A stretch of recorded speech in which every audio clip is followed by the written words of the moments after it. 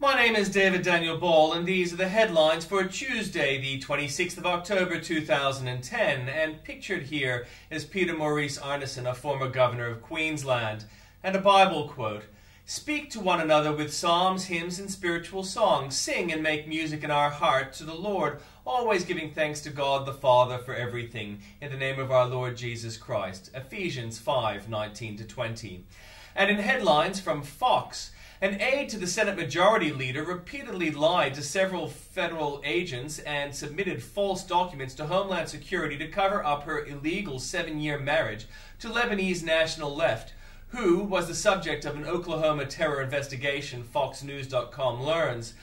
As the administration struggles to balance the budget by 2015, could the mortgage interest deduction and other seemingly untouchable tax breaks wind up on the chopping block? American-born Al-Qaeda leader releases video on terror websites urging Muslims living in the miserable suburbs of Paris, London, and Detroit to stage religiously motivated attacks on targets in Europe and the US. WikiLeaks founder Julian Assange may be threatening the stability of the whistleblower's website, as former staffers and activists say his ego is driving the organization largely out of control after posting new classified documents about the Iraq War. While they seem to wander leisurely from flower to flower foraging for pollen, bees are actually solving complex mathematical problems that take computers days to compute, studies found. And in breaking news from news.com.au, 5 animal activists have been jailed for waging a campaign of intimidation and violence against companies linked to an animal testing lab. A New York City mother was left shocked after a cab driver called police when she refused to pay a spontaneous $120 cleaning surcharge after her child vomited. A Democrats candidate has told President Barack Obama to shove it after learning he would not be receiving the president's endorsement when the commander-in-chief travels to the Ocean State today. British Olympic rowing champion Andy Holmes died on Sunday after a rare sudden illness. Father of a missing 10-year-old was arrested on charges unrelated to his daughter's disappearance. And from New South Wales and the ACT, an army of independents is setting to blitzkrieg the New South Wales state election in a grassroots all-parties revolt. Plans for a building overlooking Frank Sartor's Sydney home were dumped after Mr. Sartor, then planning minister, changed laws. Speeding fines will be increased for companies which fail to nominate speeding drivers, the so-called Max Markson loophole. The Gillard government demands the Murray-Darling Basin Authority take into consideration the impacts of cuts to water. A police squad set up to target outlaw bikies is under fire, with a magistrate ordering police to pay more than $100,000 in costs. From Queensland, health workers have demanded the state government cough up the wages it owes them before chasing after the millions overpaid by its faulty payroll system. A lone yachty leaps into the Brisbane River in a final bid to extend the 16-hour siege that had crippled parts of the city. Every Queensland school could be audited to ensure they have taken anti-bullying measures, including teaching cyber safety in the classroom. Plans to ensure the state's worst offenders serve a minimum jail term could put strain on the already struggling prisons, civil libertarians fear. The new Gold Coast 600 motor race was promoted as family-friendly, but it proved too racy for officers with the police prostitution task force.